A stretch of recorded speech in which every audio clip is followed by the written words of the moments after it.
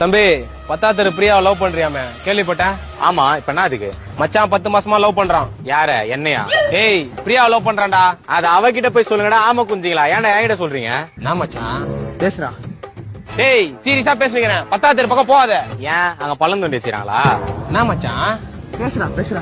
டேய் வெறுப்பேத்தினிக்கிறியா? மச்சான் சீரியஸா லவ் பண்றான்டா. அவன் அவளெல்லாம் ஒர்த்து இல்ல. டேய் மச்சான் ரேஞ்சுக்கு அவன் சுட்ட முடியாது. சுண்டி விட்டால டைம்ல 10 பிரியா அவளுண்டா. அப்ப 10 மாசமா சுண்டாம கிண்டிருந்தானா? நான் மச்சான் டேய் நீ என்ன மச்சான் கேக்குறதுக்கு அவனை கூட்டு வந்தா? நீ அவனை கலாய் பண்ணி பார்த்தா அவன் நம்மள கலாய்க்கிறதுக்கு பாயிண்ட் எடுத்து குடுத்துறா.